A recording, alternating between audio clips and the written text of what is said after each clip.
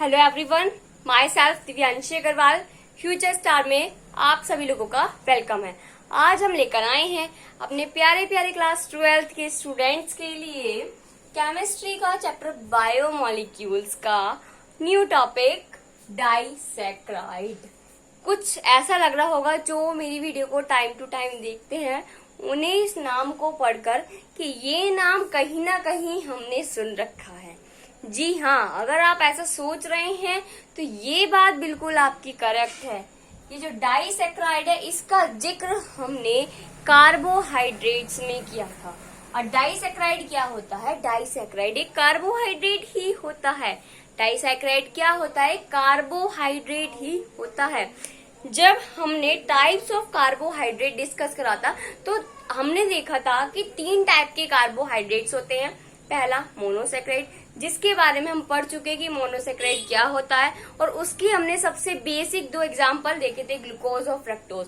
Glucose और fructose दोनों के स्ट्रक्चर, प्रॉपर्टीज, प्रिपरेशंस के बारे में हमने बहुत अच्छे से स्टडी कर चुके हैं। और आज हम लोग स्टडी करने वाले हैं सेकेंड टाइप्स ऑफ कार्बोहाइड्रेट के बारे में, जिसे हम कहते हैं डाइसैक्राइड। ठीक है, थर्ड होता है पॉलीसैक्राइड। ओके, तो डाइसैक्राइड क्या होते हैं क्लास?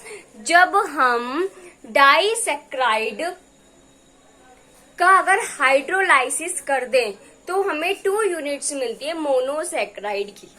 तो टोटल कुल मिलाकर बात क्या हुई कि मोनोसैक्राइड्स, जब हम 2 यूनिट ऑफ मोनोसैक्राइड्स को आपस में मिला दें तो वो एक स्ट्रक्चर जो हमारे सामने बनकर आती है वो डाइसैक्राइड ही होता है।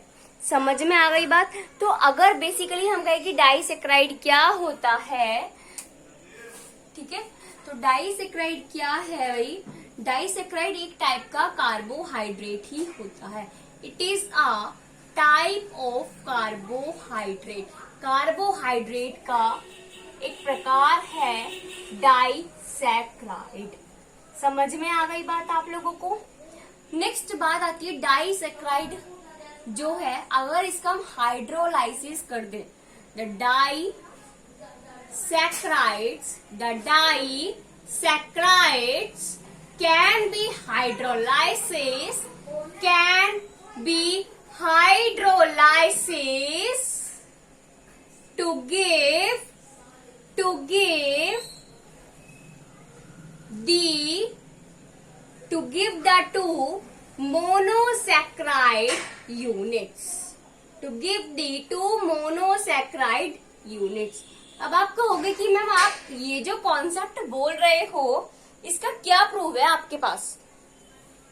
तो इसका प्रूफ क्या है? हमने जब प्रिपरेशन ऑफ फ्रक्टोज बढ़ा था, प्रिपरेशन ऑफ ग्लूकोज बढ़ा था, उस टाइम पर हमने उस रिएक्शन का जिक्र करा था। जिसने मेरी वीडियोस देखी होगी वो समझ गए होंगे, लेकिन अगर कोई फर्स्ट टाइम देख रहा होगा तो उसको थोड़ा सा टिपिकल होगा, है ना? पर जरूरी भी नहीं है, हो सकता है उन्होंने पहले कहीं पढ़ा हो। चलो जी, तो C12H22O11 ये एक डाइसैक्राइड कार्बोहाइड्रेट है। अगर मैं इसका हाइड्रोलाइसिस करा दूं, ये एक एग्जांपल है, ठीक है, अगर मैं इसका हाइड्रोलाइसिस करा दूं तो ये बना देगा C6H12O6 प्लस C6H12O6। इससे हम कहते हैं भाई ग्लूकोज, और इसको हम कहते हैं फ्रक्टोज। समझ में आ गई बात? और ये जो हमारा डाइसैक्राइड कार्बोहाइड्रेट है इसका नेम होता है सुक्रोज। समझ में आ गई बात? तो जो सुक्रोज है ये एक डाइसैक्राइड कार्बोहाइड्रेट होता है जिसका केमिकल फॉर्मूला होता है C12H22O11। इसकी प्रॉपर्टीज के बारे में अभी हम लोग अच्छे से बात करेंगे, पर थोड़ा डाइसैक्राइड को स्टडी कर लेते हैं। तो जो हमारा डाइसैक्राइड होता है ये पानी में इजीली घुल जाता है। लिख दो भाई, फर्स्ट पॉइंट हमारा ये है, सेकेंड पॉइंट ये है, थर्ड पॉइंट एग्जाम्पल है, फोर्थ पॉइंट डाइसैक्राइड का है it is soluble in water. It is soluble in water. समझ में आ गई बात? फिफ्थ है it is crystalline solid. It is crystalline solid. Fourth point तो आप लोगों को समझ में आ गया होगा कि ये क्या कह रहा है हमसे। ठीक है। तो इट इज क्रिस्टलाइन सॉलिड का मतलब क्या होता है, जो हमारा डाइसेक्राइड है ये हमें सॉलिड फॉर्म में मिलता है। और कैसे फॉर्म में, क्रिस्टल्स में। आप लोगों ने कभी चीनी देखी है? कभी क्या सभी ने देखी होगी, रोज ही देखते हैं, है ना। क्योंकि जब हम लोग दूध पीते तो उसमें चीनी घोल के पीते ना, तो वो जो चीनी है वो हमारी डाइसेक्राइड कार्बोहाइड्रेट ही होती है। समझ में आ गई बात? तो वो कैसी होती है, क्रिस्टल्स होते हैं ना, क्रिस्टल जैसी होती है ना, सॉलिड होती है और शाइनी भी होती है, हल्की हल्की, है ना। तो वो हमारा एक डाइसेक्राइड कार्बोहाइड्रेट ही होता है। तो डाइसेक्राइड के बारे में आपको समझ में आ गया। पहले इसको नोट कर लो, फिर हम सुक्रोज के बारे में अच्छे से स्टडी करते हैं। सुक्रोज क्या है, कर लीजिए भाई।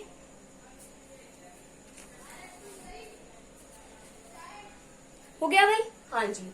अब हम पढ़ने वाले हैं सुक्रोज के बारे में। तो सुक्रोज क्या है, जैसे अभी हमने डाइसेक्राइड की स्टडी करी तो हमें पता है कि सुक्रोज एक हमारा डाइसेक्राइड कार्बोहाइड्रेट का ही एग्जाम्पल है। डाइसेक्राइड के एग्जाम्पल और भी होते हैं, जैसे माल्टोज होता है ना, लैक्टोज होता है, ये भी हमारे एग्जाम्पल होते हैं डाइसेक्राइड के ही। लिख लेना भाई, मैंने इसको बोर्ड पर नोट नहीं करा। लैक्टोज, माल्टोज, सुक्रोज, ये एग्जाम्पल्स होते हैं डाइसेक्राइड के। और अब हम यहाँ पढ़ने वाले हैं सुक्रोज के बारे में। जो हमारा सुक्रोज होता है ये एक डाइसेक्राइड कार्बोहाइड्रेट होता है, ठीक है। इसको हम ऑर्डिनरी शुगर भी बोलते हैं। ये एक ऑर्डिनरी शुगर भी होता है। कैसा शुगर होता है? It is a ordinary sugar. Ordinary का मतलब तो सभी को ही पता होगा, नहीं पता तो भी हम बता देते हैं, कोई बात नहीं। ऑर्डिनरी का मतलब होता है नॉर्मल। एक जो नॉर्मल शुगर हम जो यूज करते हैं, जो हम शुगर खाते हैं, अपने यूज करते हैं अपने फूड में, वो एक नॉर्मल शुगर ही तो है। तो वो एक सुक्रोज ही होता है।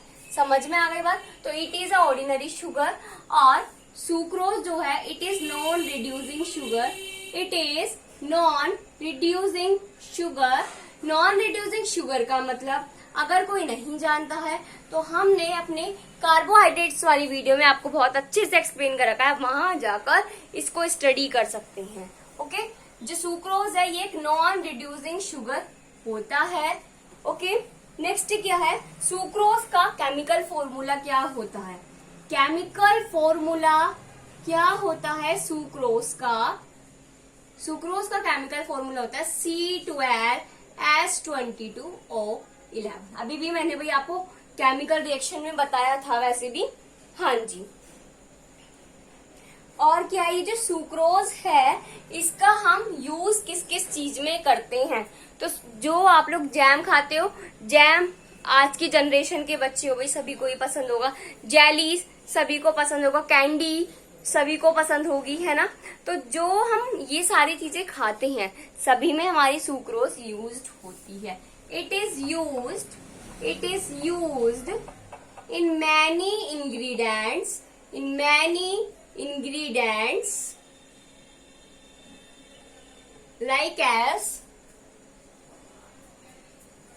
like as jam, jellies, candies, etc. Candy मतलब टॉफी है भाई, हो गए मैम, आपसे ज्यादा जानते हैं, है ना। और condensed milk and also condensed milk. जो कंडेंस्ड मिल्क होता है ना, दूध का पाउडर, उसके अंदर भी हमारा सुक्रोज प्रेजेंट होता है। ओके, अब हम पढ़ते हैं सुक्रोज की प्रॉपर्टी के बारे में। ये तो था सुक्रोज के बारे में। अब इसकी क्या क्या प्रॉपर्टीज हैं उसके बारे में डिस्कस करने वाले हैं। तो अब हम पढ़ने वाले हैं प्रॉपर्टीज के बारे में, ठीक है। किसके बारे में पढ़ने वाले हैं? प्रॉपर्टीज के बारे में। तो पहली प्रॉपर्टी क्या कहती है, ये जो सुक्रोज है ये कैसा होता है? चीनी कैसे रंग की होती है? कलरलेस होती है ना। व्हाइट का मतलब क्या है? वो कलरलेस है, ठीक है। तो हमारी जो सुक्रोज है कैसी होती है? It is a colourless. कैसी होती है? कलरलेस। और कैसी होती है? सॉलिड होती है ना। सॉलिड, लिक्विड, तीन टाइप के मैटर में से सॉलिड होती है। सॉलिड होती है, सॉलिड कंपाउंड। और टेस्ट कैसा होता है? स्वीट, है ना। कैसा होता है taste? Sweet. And having sweet in taste. And having sweet in taste. जो हमारी सुक्रोज होती है क्लास, वो कलरलेस होती है, सॉलिड कंपाउंड होता है और टेस्ट में स्वीट होता है। समझ में आ गई बात। नेक्स्ट पॉइंट कहता है ये जो सुक्रोज है ये डाइसैकेराइड कार्बोहाइड्रेट है और डाइसैकेराइड कार्बोहाइड्रेट पानी में इजिली घुल जाता है, जैसे चीनी पानी में इजिली घुल जाती है। तो क्या लिखेंगे, it is soluble in water. सारी चीजें आपको कुल मिलाकर, अगर किसी को भी एग्जाम में भाई क्वेश्चन आ जाए कि right the properties of sucrose और आप लोग हो जाए कंफ्यूज, तो कंफ्यूज मत होना, बस इतना याद रखना कि सुक्रोज जो हमारी चीनी है वो एक सुक्रोज ही है, ठीक है। उसको हम सुक्रोज ही बोलते हैं अपनी साइंटिफिक लैंग्वेज में, ये मान के चलना बस। और आपको शुगर के बारे में, चीनी के बारे में जो भी चीजें पता हो उसको उसकी प्रॉपर्टी में लिख देना। चीनी पानी में घुल जाती है इसलिए तो it is soluble in water. कैसा कलर होता है, उसका कलरलेस होती है। कैसे कंपाउंड है, कलर क्रिस्टलाइन सॉलिड कंपाउंड होता है। कैसा टेस्ट होता है, स्वीट इन टेस्ट होता है। 4 पॉइंट तो मैंने ऐसे ही बना दिए, 2 में से मैंने 4 पॉइंट आपको ऐसे ही बना के बता दिए भाई, ठीक है। और क्या है, इसका बॉइलिंग पॉइंट और लिख लेते हैं। It's boiling point, it's boiling point is 172 degree Celsius. 17.2 degree Celsius होता है इसका बॉइलिंग पॉइंट। समझ में आ गई बात। तो ये था सुक्रोज के बारे में। और ये है, देखो ये जो मेरा फर्स्ट पॉइंट है इसके अंदर ही मैंने 3 पॉइंट्स ऐड कर रखे हैं, colourless, solid compound, sweet in taste. फिर एक पॉइंट आ गया सॉल्युबल इन वाटर, फिर एक पॉइंट आ गया बॉइलिंग पॉइंट होता है 17.2 डिग्री सेल्सियस। बिल्कुल बेसिक चीजें है ये, ठीक है। पहले इसको नोट डाउन कर लीजिए, फिर हम स्ट्रक्चर ऑफ सुक्रोज के बारे में स्टडी करने वाले हैं। हो गया, हाँ जी। स्ट्रक्चर ऑफ सुक्रोज में क्या है, जैसे कि मैंने आपको भाई बताया कि जो हमारी स्ट्रक्चर है सुक्रोज की, अभी हमने रिएक्शन पढ़ी थी डाइसैकेराइड में। सुक्रोज अगर मैं हाइड्रोलाइसिस करा दूं तो ग्लूकोज प्लस फ्रक्टोज बन जाता है, और अगर मैं उन ग्लूकोज और फ्रक्टोज को आपस में जोड़ दूं तो सुक्रोज बन जाएगा। तो हमें करना क्या है, एक ग्लूकोज की स्ट्रक्चर उठा, हमने हार्वर्ड स्ट्रक्चर जो है ग्लूकोज की पढ़ रखी है, और जो हार्वर्ड स्ट्रक्चर है फ्रक्टोज की वो भी हमने बहुत अच्छे से पढ़ रखी है। तो हमें सिर्फ सिंपल सा फंडा इस्तेमाल करना है, ग्लूकोज की हार्वर्ड स्ट्रक्चर उठानी है, फ्रक्टोज की हार्वर्ड स्ट्रक्चर उठानी है, और दोनों को एक साथ जोड़ देना है और ये बन जाएगी स्ट्रक्चर ऑफ सुक्रोज। क्या बन जाएगी भाई, स्ट्रक्चर ऑफ सुक्रोज। मैं कोशिश कर रही हूँ आपको बहुत अच्छे से एक्सप्लेन करने की। अगर फिर भी आपको कोई डाउट हो तो आप लोग मेरे से पूछ सकते हैं कमेंट सेक्शन में कमेंट करके, ओके। तो स्ट्रक्चर ऑफ सुक्रोज के लिए हमें क्या चाहिए, एक तो ग्लूकोज चाहिए और एक फ्रक्टोज की स्ट्रक्चर चाहिए, और इन दोनों को हम आपस में जोड़ देंगे और ये बना देंगे स्ट्रक्चर ऑफ सुक्रोज। समझ में आ गई बात। हाँ जी, अब मैं स्ट्रक्चर बनाने जा रही हूँ, ध्यान से समझना एक एक कॉन्सेप्ट को। एक ये हेक्सागोनल स्ट्रक्चर बना ली मैंने, बन गई जी मेरी हेक्सागोनल स्ट्रक्चर, ओके। और एक स्ट्रक्चर मैं बनाऊंगी इस तरीके से, ठीक है। एक मैंने ये वाली स्ट्रक्चर बना ली। अब किस तरीके से मैं यहाँ पर बॉन्ड्स को जोड़ने वाली हूँ, ध्यान से देखना। यहाँ जुड़ जाएगा मेरा हाइड्रोजन, यहाँ हमारा ऑक्सीजन ही होता है, सभी को ही पता है, ठीक है। और यहाँ हमारा जुड़ेंगे OH, समझ में आ गई बात। यहाँ जुड़ेगा OH, यहाँ पर जुड़ेगा हमारा OH, और यहाँ जुड़ेगा CH2OH और H। समझ में आ गई बात। ये जो स्ट्रक्चर है ये किसकी स्ट्रक्चर है, ग्लूकोज की। तो जब हमारा सुक्रोज के अंदर हम ग्लूकोज और फ्रक्टोज को जोड़ते हैं तो इस स्ट्रक्चर को बोलते हैं पायरानोस। क्या बोलते हैं, पायरानोस। अब नेक्स्ट स्ट्रक्चर पर आ जाते हैं। इसके अंदर क्या है हमारा, यहाँ तो ऑक्सीजन रहेगा, यहाँ जाएगा C, थोड़ा सा गैप देना पड़ेगा, CH2OH। समझ में आ गई बात? हाँ जी, इस तरीके से बना रहे इसको OH और H, OH, H, CH2OH और H। समझ में आ गई बात? अब इसके अंदर जब हम सुक्रोज की स्ट्रक्चर ड्रॉ करते हैं तो उसमें जो फ्रक्टोज होता है, अब आप कहोगे मैम ने कहा था कि यार फ्रक्टोज की स्ट्रक्चर उठानी है, लेकिन इसमें हमें वो जो फ्रक्टोज की स्ट्रक्चर है उसको हमें पेंटागोनल फॉर्म में रिप्रेजेंट करना होता है। ठीक है, जब हम सुक्रोज की स्ट्रक्चर को ड्रॉ करते हैं, और जब ये सुक्रोज की जो स्ट्रक्चर के अंदर जो फ्रक्टोज होता है इसे हम बोलते हैं फ्यूरानोज। क्या बोलते हैं? फ्यूरानोज। अब मैं क्या करने वाली हूँ, इन दोनों को आपस में मिलाने वाली हूँ। जब ये दोनों आपस में मिलेंगे, ठीक है, जब ये दोनों आपस में मिलेंगे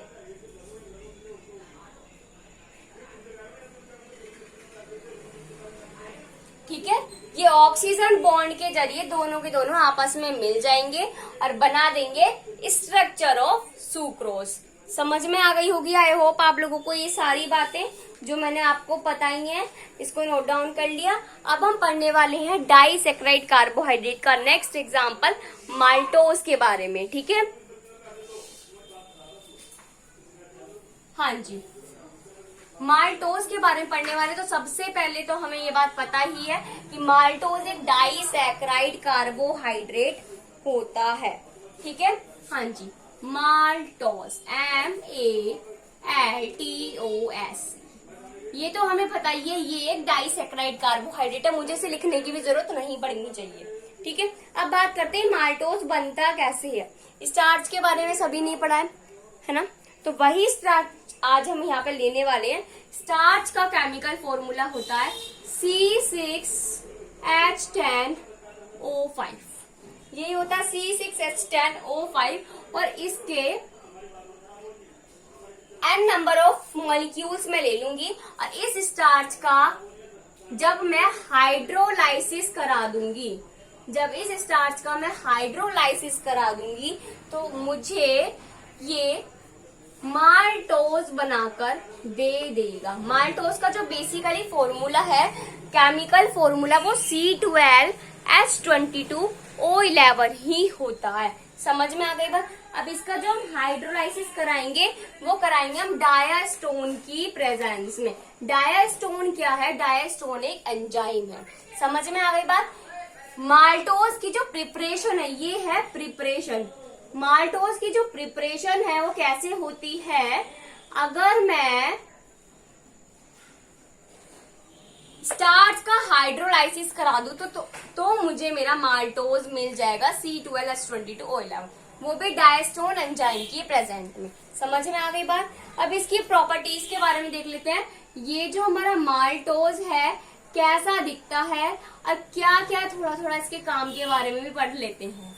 ठीक है, तो जो हमारा माल्टोज है ये कैसा होता है? कलरलेस होता है। कैसा होता है? It is colourless.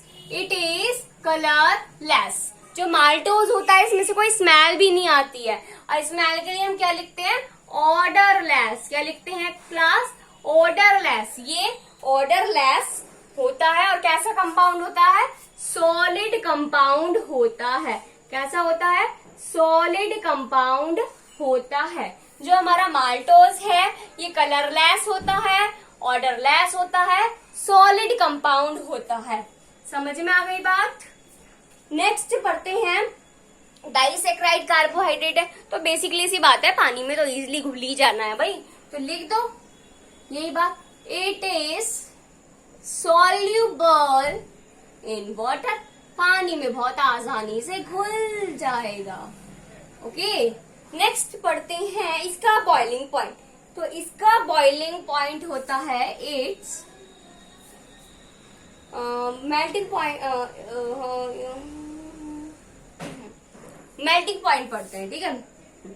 It's melting point, उसका हमने बॉइलिंग पॉइंट पढ़ी, इसका मेल्टिंग पॉइंट पढ़ते हैं। It's melting point 160 degree Celsius. जो हमने सुक्रोज का पढ़ा था वो क्या पढ़ा था? बॉइलिंग पॉइंट, वो होता है 17.2 डिग्री सेल्सियस। और हमने माल्टोज में स्टडी कर लिया इसका मेल्टिंग पॉइंट, ठीक है। दोनों में अलग अलग कॉन्सेप्ट को हमने समझ लिया है। ये होती है इसकी प्रॉपर्टी नोट डाउन कर लो, प्रिपरेशन नोट डाउन कर लो। फिर हम इसकी स्ट्रक्चर के बारे में पढ़ते हैं कि इसकी स्ट्रक्चर हमसे क्या कहती है और कैसे बनती है। ये भी बहुत इजी है। हो गया आप लोगों को, हम कर लिया। अब इसकी स्ट्रक्चर के बारे में अगर मैं आपसे कहूं तो बहुत इजी है। ये सुक्रोज से भी ज्यादा इजी स्ट्रक्चर है इसकी। 2 ग्लूकोज के मॉलिक्यूल को उठाओ और आपस में जोड़ दो और वो बन जाएगा माल्टोज। ऐसे उठा के, ये नहीं कि एक के अंदर एक, दोनों को आपस में ऐसे जोड़ना है, ठीक है। ऐसे नहीं जोड़ना, ऐसे तो आपस में मिला दे, एक ये ग्लूकोज एक ये ग्लूकोज, दोनों को आपस में जोड़ दो और ये बना देगा स्ट्रक्चर ऑफ माल्टोज, ठीक है। करेंगे क्या, हम एक ग्लूकोज की स्ट्रक्चर लेंगे, उसको दूसरे ग्लूकोज की स्ट्रक्चर के साथ जोड़ देंगे और वो बना देगा स्ट्रक्चर ऑफ माल्टोज। अब देखना मैं करने क्या वाली हूँ, 2 स्ट्रक्चर बनाने वाली हूँ ग्लूकोज की और उनको आपस में जोड़ दूंगी। बन गई स्ट्रक्चर। थोड़ा अच्छा नहीं बनी है, दोबारा बनाते हैं, चलो। हाँ जी,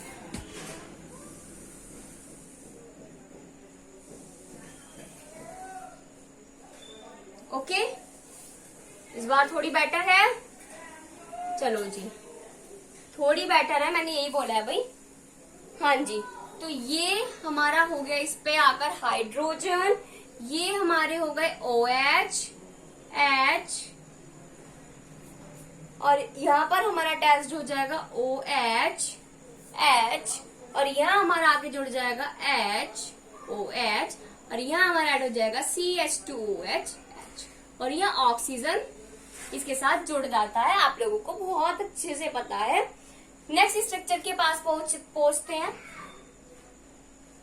यहाँ जुड़ेगा हमारा H, ठीक है। हाँ जी, यहाँ जुड़ेगा OH, H, H, OH,